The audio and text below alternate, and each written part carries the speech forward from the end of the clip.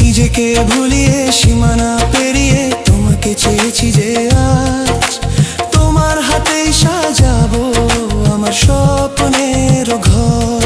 আমি তোমার প্রেমে পড়ে দুনিয়া ভুলে গেছি।